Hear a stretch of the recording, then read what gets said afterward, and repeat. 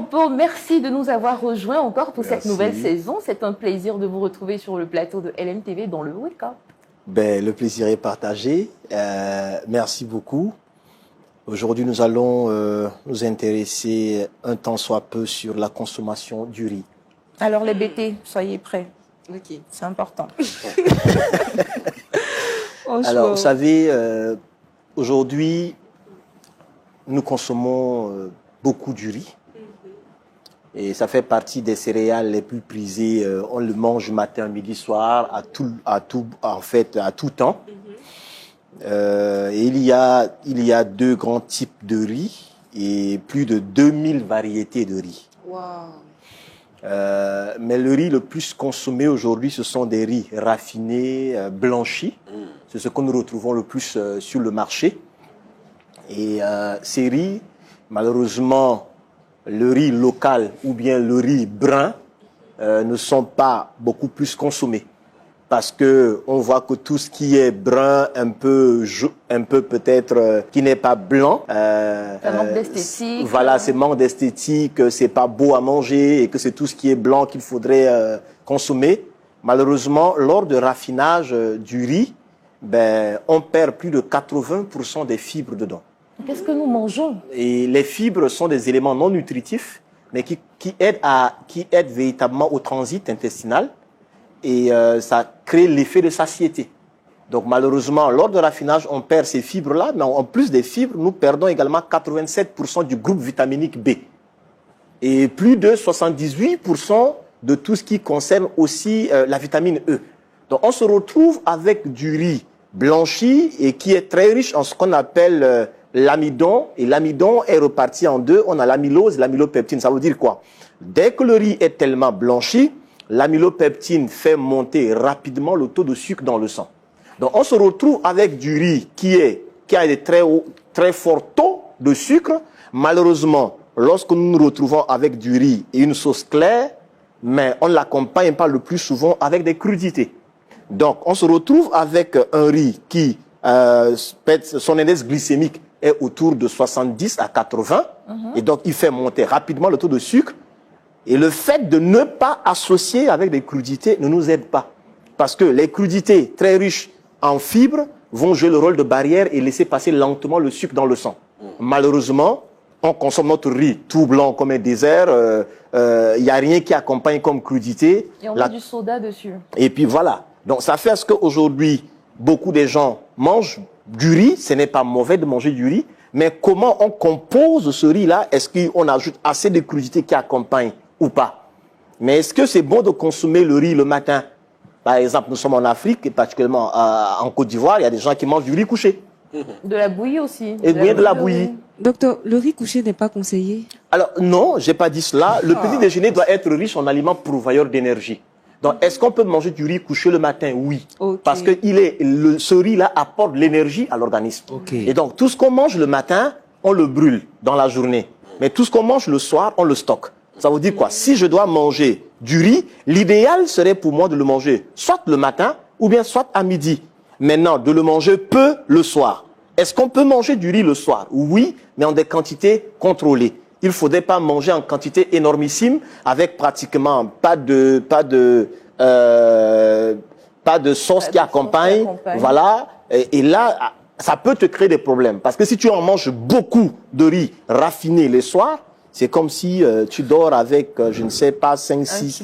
Voilà, et voilà, chaque nuit. Et ça peut être source de problèmes. Et donc, on doit faire très attention par rapport à la consommation du riz.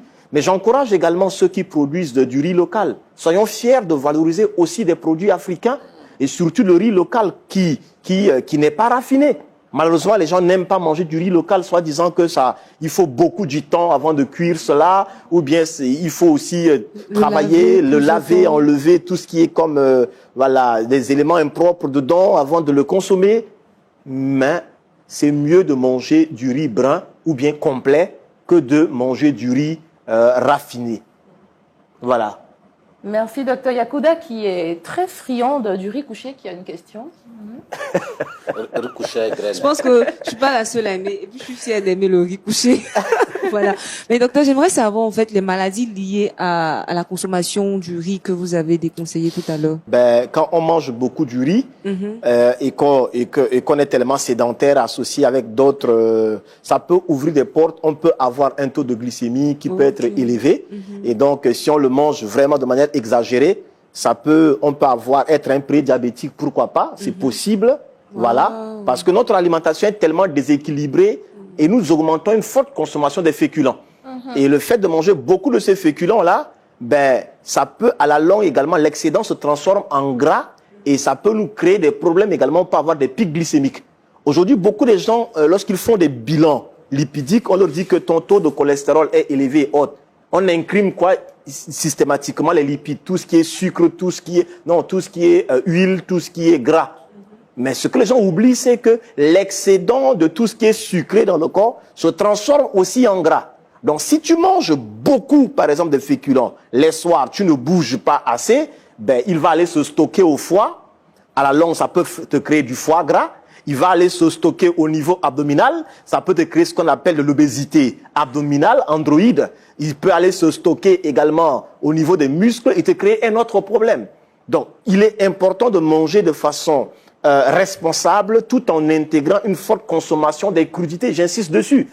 Et les crudités, c'est aller dans le règne végétal. C'est ce que j'appelle la pharmacie de Dieu. Dans la pharmacie de Dieu, il y a vraiment une place pour tout ce qui est comme légumes et crus. Mais nous mangeons tout ce qui est cuit, alors qu'il faut le cru et le cuit. Malheureusement, nous ne mangeons que le cuit. Waouh! Quelque chose qu'elle a dit certainement. Docteur, pour beaucoup de personnes, manger des crudités, c'est pour les riches. Voilà. On trouve que c'est un cher. budget. Voilà. Si tu dois vraiment gérer ton alimentation avec les crudités, ça peut coûter cher. Donc, à ces personnes, qu'est-ce qu'on peut leur dire? Je pense pas que nos aïeux, au temps d'avant, étaient aussi si riches que nous aujourd'hui. Au temps d'avant, ils pouvaient manger, je ne sais pas, l'autre son placali avec de gombo et puis avoir simplement de concombre qu'ils mangent. Donc, concombre aujourd'hui coûte combien? 100 francs, 150? Ça ne nous dépasse pas. Combien d'argent nous dépensons pour acheter des unités de crédit de communication?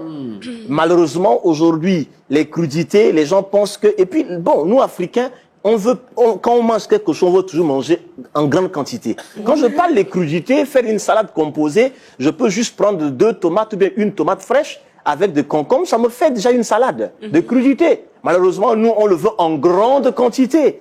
Donc, je peux manger ma sauce djumblé, d'accord, avec, je ne sais pas, une petite quantité de riz et puis une tomate, ça me fait une entrée, ça me fait un plat complet.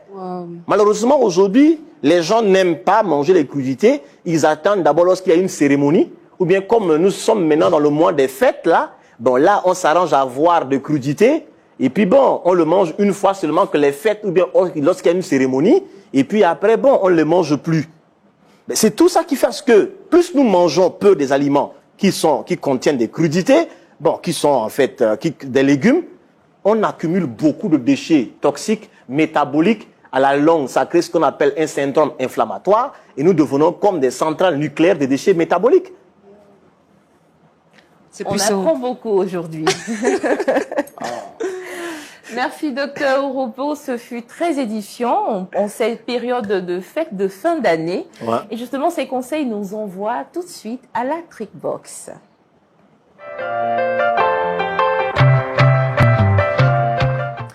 Nous sommes de retour sur le plateau de Lumière du Monde Télévision dans le Wake Up et nous sommes avec Kouda, notre astucière. Oui, notre Miss Astuce.